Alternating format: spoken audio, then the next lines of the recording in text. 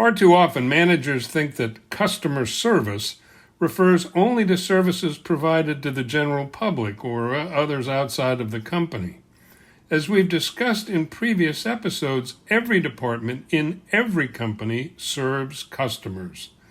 Whoever uses what your department provides is your customer, and how well or poorly you service their needs will determine how your department and you are perceived and valued within your company. In this episode, we'll discuss how to provide the best customer service regardless of who your customers are. Hi, I'm Rick Kendall. And I'm Fred Ball. Welcome to Management Mastery. The purpose of these podcasts is to share what each of us has learned about good and bad management in our combined over 40 years of experience, both as managers and executive coaches. During that time, we've coached managers at every level in companies from Fortune 100s to brand new startups in all major businesses, including nonprofits, government, and education. So whether you're just starting in your first management position or are an experienced manager looking to strengthen your management skills, we know our podcast will be valuable to you. Often when people think of customers, they're only thinking of the general public and the people who buy their goods or services from the company. But as we've said in other episodes, every department in every company has customers. Very often, these are other divisions within the company. But all too often, managers fail to see these internal users of their service as customers. But, nevertheless, you and your department will be judged on the level of service you provide to your clients or customers. And the wise manager understands the importance of giving good service to whomever their client or customer is. And probably the best rule to follow when thinking about customer service is the golden rule. You want to give your clients the kind of service and attention that you'd want from your vendors or internal departments that support you. That's right. That's the general idea that we're talking about through this whole episode. Yeah. We've all experienced poor or unresponsive customer service. This can also be the case within a company. You've probably had the experience of trying to get another department to address a need you have that they're uniquely able to fill. And you know how frustrating it is when they're slow to respond or even totally unresponsive, and how positive it is when they are responsive. Oh, yeah. It makes all the difference in you doing your job. And all too often, when we're dealing with internal clients, we assume that if they're unhappy, there's not much they can do about it because they can't take their business elsewhere. This, however, isn't true.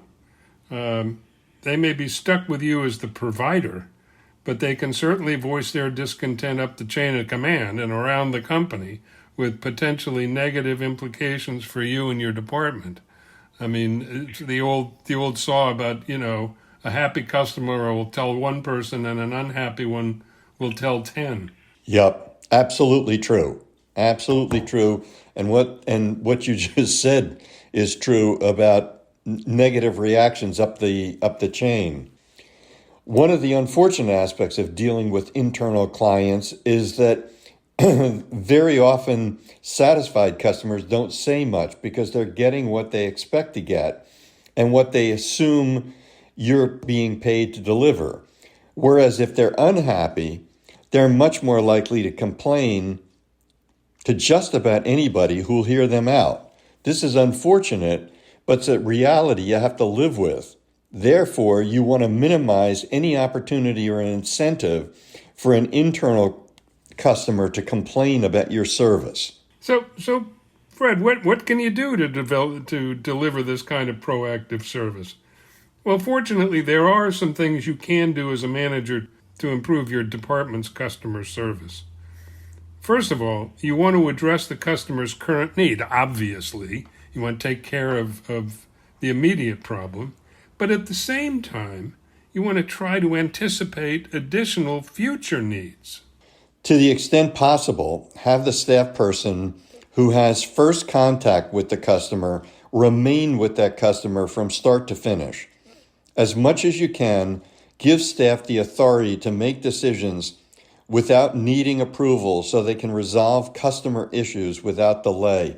That is really a frustration when you have to deal with a lot of different people on the same issue. Yeah. Or when the person you're dealing with can't fix the problem but has to. Right. Yeah, it's very frustrating.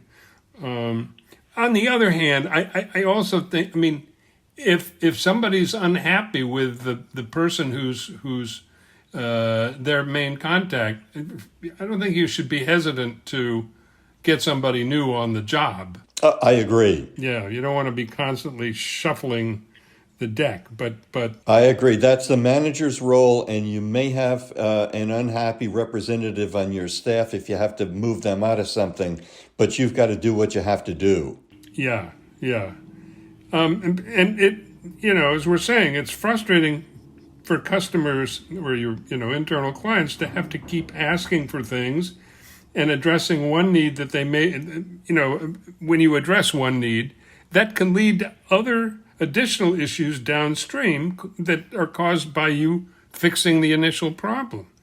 And this means that your staff needs to be familiar with the services of your department and what they're capable of providing, so you can offer accurate information and assist customers effectively, as well as suggest additional services that the client may not have anticipated. You're going to change the lay of the land because you fixed a problem, and that might lead to another problem. Yeah, finally, you may also have to give the customer a quick tutorial, if necessary, to help them understand how to use the solution that you came up with. Remember, providing excellent service may increase the initial time with the customer, but repeat calls will most likely decrease. Right. I mean, you really got to fight the urge to just take care of it and get it out of the way and move on. You need to be anticipating the effects of your successful solution. And it's also important that your staff are sensitive to tensions that often exist between areas of the company. For example, sales versus marketing, or headquarters versus branch offices. I mean, we've all encountered this kind of tension and a kind of knee-jerk, it's just the idiots in sales, or the stupid people at headquarters don't know what the reality is in the field. And so you've got to make sure your team understands what's behind these tensions and tries to be sensitive to them. I mean, you're all on the same team. You're all wanting to get the same thing done. And I've found in my experience that a lot of times people get into their own silos and they don't see the world, or they don't make the effort to see the world the way somebody else in a different part of the company sees it. That's absolutely true. Yeah, doing that is just so important, and it will pay rewards to you, because if the client, in this case we're talking about, feels that you're making the effort to see the world the way they do, they'll forgive a lot of slip-ups if they feel your intentions are good and that you really do understand how their world operates. Yet, no matter how hard you try, you will have unhappy clients from time to time. The key to dealing successfully with such situations is empathy. That is understanding the emotional side of customers' interactions. This is what Rick was talking about.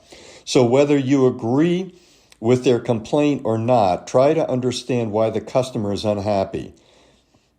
Try to see it from their point of view. To paraphrase an old expression, they may not always be right, but they are always the customer. Yes. That's a hard pill to swallow sometimes, but This means you need to try to assess their degree of frustration and the best way to deal with them. So it's important that you train your staff to actively listen by giving individual attention and minimizing distractions. And we've talked about this before. I have coached a number of managers, and when they were complaining about, oh, my idiot clients, they just don't understand. And I've said to them, no, if they don't understand, that's your fault. You haven't explained it right. So I think it's too easy to blame the other person when, you just need to explain it better. So it's important that your staff make the customer feel heard and understood.